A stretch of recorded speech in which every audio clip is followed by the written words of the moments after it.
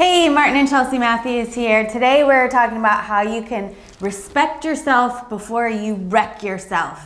The reason that we came up with this topic is both Martin and I had some experiences yesterday, some less than ideal interactions with some people. And so before we get into that, I just want to really quick, I'm going to share this stream. I hope you share this stream. Let me find it here really quickly. You have something to say while I find this and share it? So look, respect is important, and not just on about people, but also about your money and your finances. So we're going to talk about that today, and it stemmed from two key things. Two things happened yesterday with Chelsea. She went one location, something happened there. I went to a different place, something happened there. And so we're going to share the lessons in that so you can gather how respecting others, yourself included, impacts your finances, impacts your ability to make money, build wealth, all of that. It may not even seem like it's correlated, but once you hear the stories of what occurred yesterday, it will actually show you how all these things are tied together. Yeah, and if you've had any experiences like these, or you want to share your own, put it in the comments. We would love to see, and we love to see what you would do in these situations. Have you ever been disrespected? You went out somewhere and you were disrespected, or you saw somebody. Or have you been the disrespector? Yeah. So yesterday, okay, I'll tell you what happened. Yesterday, I went to the post office. We go to the post office very often because we mail out lots of policies for our clients, and also our books. We mail them out. So I've gotten to know over time, gotten to know the people at the post office. They're all very friendly, very helpful. There is usually a big long line, and you gotta wait for a while at the post office, and you're waiting in line with your big package. So sometimes people are not so excited by the time they get up to the counter. And sometimes they're coming there because they had some kind of problem with their mail or whatever. So anyways, it's my turn. I'm being helped by this one lady that I know. And there's two other people at the counter. Down, two people down, there's a lady that's being helped. Well, I guess she wasn't being helped. I don't know. And I could hear her. It sounded like she was upset. But I couldn't really hear what she was saying exactly. And then she walks away and she says to the employee, she's like, "You don't effing know what you're doing." Wow. And she goes, "You effing C word, B word." Yeah. And so she walks off, and there's this whole line of people. C word, B word. Yeah, I can't say it. And so I look around at the other people. Did they really hear that? And I look at the lady that was spoken to like that, and she's just calm. And I look at the lady that's helping me, and I'm like, oh my God, somebody's not having a good day. I was like, how rude. That's so unnecessary. And then I realized I feel like I should have said something. And so the lady walked off. It all kind of happened so fast. And then the employee who works at the post office, I wanted to go and apologize to her for somebody speaking to her like that. She's always so friendly. And I know these people. It's not like they're incompetent or rude. They're always very friendly and helpful. And so I wanted to go and apologize to her, but then she went into the back by the time I was gone. And so I left, and I just thought, gosh, I should have said something, because, it's like, I know these people, and I don't want somebody to speak to them like that. And I feel like I should have told the lady, there's no reason to speak to somebody like that, especially another woman. Why would a woman call another woman the C word over some mail? So how do you think that person is doing life? How do you think that person's handling life? How does that apply? This is how she handles an upset about mail. I can only imagine what happens if something really major happens, or if she gets upset at work. I thought, God, if she spoke to somebody at work like that, she would not have a job probably. Does she go home and speak to her family like that? Is that how she acts when she's spending money somewhere? I mean, there's a saying, how you do anything is how you do everything. And so I was just thinking about, is there ever a situation I would get so mad that I would speak to somebody like that? I don't think so. I may curse, but I don't think I would call somebody the C word, especially over some mail. And so it just made me think about how I operate in my life. Everywhere I go, I want to treat people with respect. I expect people to treat me with respect. And, when I operate in my business with our clients, at home with our family, with strangers, I mean, it's like, have human decency. And we all get upset. I had to call the IRS the other day, and the 2 people I spoke to, I had to wait on hold for like over 45 minutes. And the ladies, both that I spoke to, were very helpful and very pleasant. And I just said, this is the most pleasant call I've ever made with the IRS. Thank you so much. And they both said, thank you so much for saying that. Like, they don't get people calling up the IRS friendly and patient and pleasant. And so it's like, it just makes me think that wherever we go, we have to interact with people. We don't know what's going on in their life, in their world. And it's like how we carry ourselves is really a representation of the results that we get back when it comes to money, business, family, success. Yeah, and nobody likes the IRS, by the way. I don't like them. You don't like them. The people who work for IRS. Yes. So the people there, they may not like the IRS job. Either. They probably don't like. They're like, damn, man, why I gotta work for the IRS, man? I don't like the damn IRS. They're like, if you didn't sign my paycheck, IRS, I wouldn't even want to be associated with you. So that's one thing. So the other thing is respecting money, and not blocking your financial flows. So.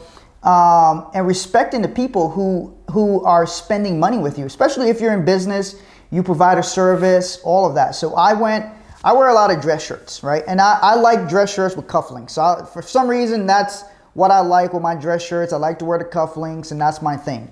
And so there's certain shirts I like to go buy, and I know my size, it fits. I go in there, buy it. I don't need to try it on. So I gotta try everything on. Yeah, she got to try the whole deal on. But I know my deal, and I buy it, I wear it, and it all works. I don't know my deal. So anyway, I needed to go get some more shirts yesterday, so I called this place that I normally go to, and it's a different guy there. So I call this place and I say, hey, are you guys still open? They had about 30 minutes left to closing time. The first thing the guy says to me was, yeah, we're about to close. And I said, well, don't you close at 7? It's like 6:30. And he's like, yeah, man, well, you need to hurry up. So it was like, just like that. I'm like, okay, maybe the guy was just being off. Maybe he was just whatever. So I decided to go. I even told Chelsea, I'm like, yeah, I wish you would have heard this conversation. And so I go, I'm like, I don't even want to go now. So I decided to go there. What's up, Jason? What's up, Russia? Hey, Jason, proud of you, man. Keep crushing it. So I go to the store to go buy these shirts. As soon as I walk in, the guy's behind the counter, the guy who I talked to on the phone, he looks up, doesn't acknowledge me, says nothing. I have to speak to him. So I say, hey, man, how's it going? He said, okay, good. Then I said, hey, I'm just here to look at some shirts. All he does is he points in the corner. Now, granted, this is a store that sells suits and dress shirts and all that kind of stuff. So he points in the corner. I go in there. So then the first thing he said to me again was, hey, we're about to close. So at this point, is there anything I can help you find? Yeah, exactly. At this point, we have about 18 minutes before the store closed, because it wasn't far from my house. So we got about 18 minutes for the store to close, 18, 15 minutes, something like that. And all he's talking about is how the store needs to be, how they're closing. So then I said, well, I know my size, I know what I want. And then he's like, well, when I walk in, I'm like, well, don't you have 15 minutes? Don't you close at 7? And he's like, yeah, but when I walk into a store, I'm conscious about the people there and how long they've been there. When you're at your job, are you conscious about helping the people that come in to spend money? Dude, it was a total invalidation of me as a customer. So I said, you know what? It's okay. I'll leave. So I told him I'll leave, and then he didn't even try to stop me. So I was walking out, about to leave, and I turned to him and I said, hey, man, you don't even know if I'm a personal shopper. If I'm shopping the store to leave reviews on your store. And this is what he said to me. He goes, okay, man, come on. He goes like this with his finger. Okay, man, come on back here. Now, I wasn't dressed like a bum, by the way. Even if I was dressed like a homeless guy, there's no reason for him to disrespect a potential customer.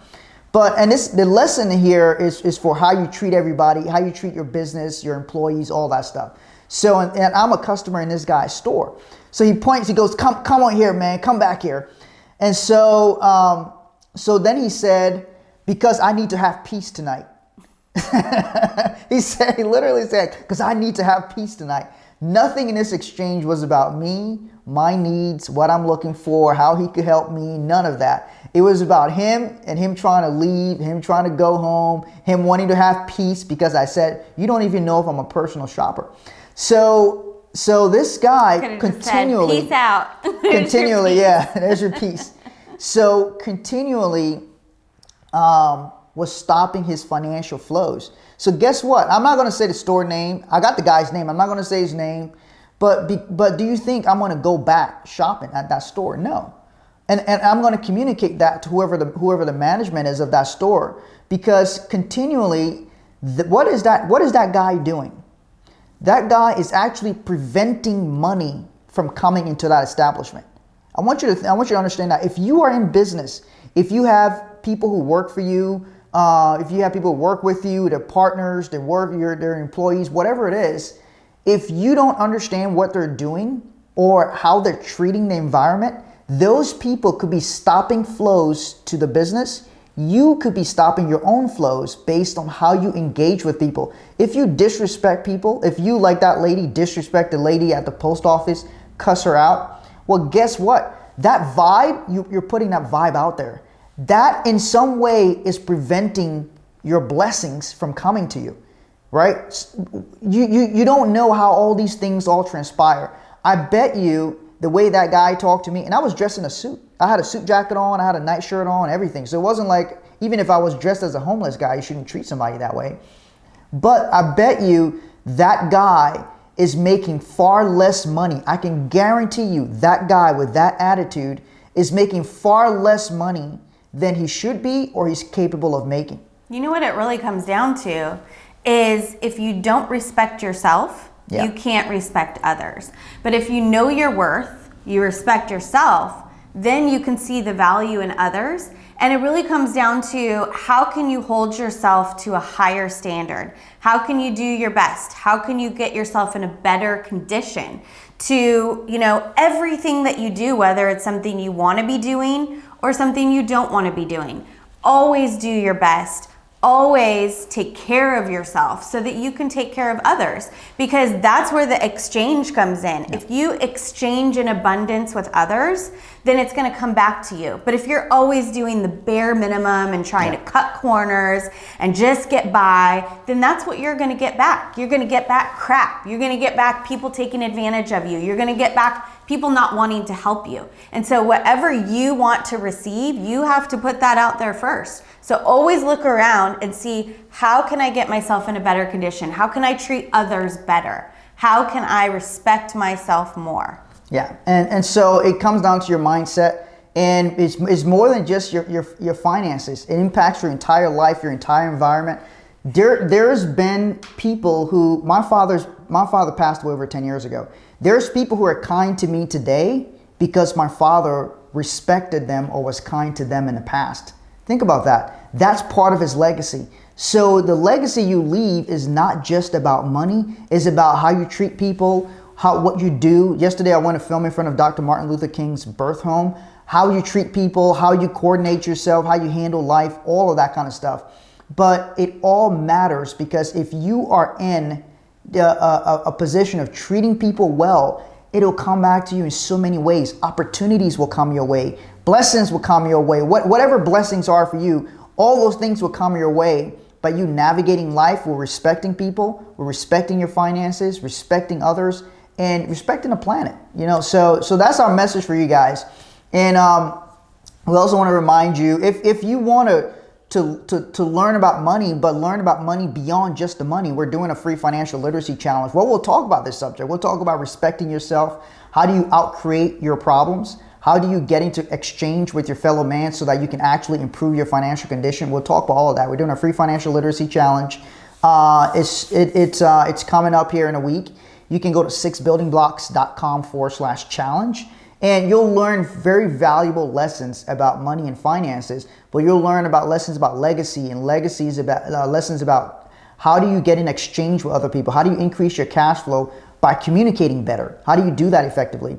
And we're also giving away $5,000 cash, by the way, so there's some money that you can win also. So go to 6buildingblocks.com/challenge and you can sign up today. Anything else? We will see you there. See you there, guys. Thanks for watching. Bye.